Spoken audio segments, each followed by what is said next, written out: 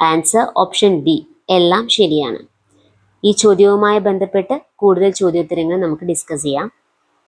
അത്യുൽപാദന ശേഷിയുള്ള വിത്തിനങ്ങൾ, ജലസേചന സൗകര്യങ്ങൾ, രാസവളം, കീടനാശിനികൾ, കുറഞ്ഞ പലിശയിൽ സാമ്പത്തിക സഹായം എന്നിവ ഉപയോഗപ്പെടുത്തി കാർഷിക ഉൽപാദനത്തിൽ വരുത്തിയ ഗണ്യമായ പുരോഗതിയാണ് ഹരിത വിപ്ലവം എന്നറിയപ്പെടുന്നത്.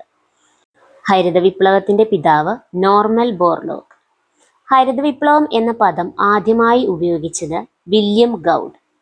ഹരിത വിപ്ലവം ആരംഭിച്ച രാജ്യം മെക്സിക്കോ.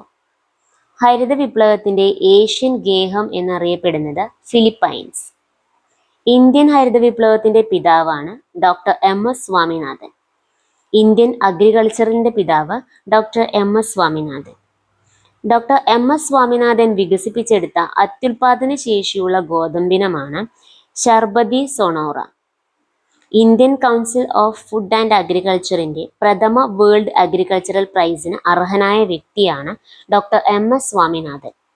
എം എസ് സ്വാമിനാഥൻ രചിച്ച പ്രധാന പുസ്തകങ്ങളാണ് from green to evergreen revolution, the quest for a world without hunger, wheat revolution. 2023 സെപ്റ്റംബറിൽ ഡോക്ടർ എം എസ് സ്വാമിനാഥൻ അന്തരിച്ചു. ഹരിത വിപ്ലവത്തിന്റെ ഒന്നാം ഘട്ടമായി കണക്കാക്കുന്നത് 1960 പകുതി മുതൽ 1970 പകുതി വരെയാണ്. ഹരിത വിപ്ലവത്തിന്റെ രണ്ടാം ഘട്ടമായി കണക്കാക്കുന്നത് 1970 പകുതി മുതൽ 1980 പകുതി വരെയാണ്.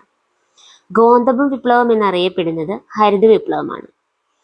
ഹരിത വിപ്ലവത്തിന്റെ പ്രധാന സവിശേഷതകൾ: അത്യുൽപാദന ശേഷിയുള്ള വിത്തിനങ്ങളുടെ ഉപയോഗം, രാസവളങ്ങളുടെയും കീടനാശിനികളുടെയും ഉപയോഗം, ജലസേചന സൗകര്യങ്ങളുടെ വർധനവ്, ആധുനിക കാർഷിക ഉപകരണങ്ങളുടെ ഉപയോഗം, കാർഷിക മേഖലയിലെ യന്ത്രവൽക്കരണം, കുറഞ്ഞ പലിശയ്ക്ക് വായ്പകൾ ലഭ്യമായത്, കാർഷിക വിഭവങ്ങൾക്ക് ഉയർന്ന വില ലഭിച്ചത്, ഉൽപ്പാദിപ്പിച്ച സാധനങ്ങൾ വിറ്റഴിക്കാനുള്ള സൗകര്യങ്ങൾ കൂടുതലായി ലഭ്യമായത്.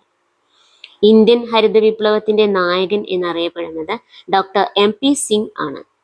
ഇന്ത്യയിൽ ഹരിത വിപ്ലവം ആരംഭിച്ച സമയത്തെ കേന്ദ്ര കൃഷി മന്ത്രി സി സുബ്രഹ്മണ്യമായിരുന്നു.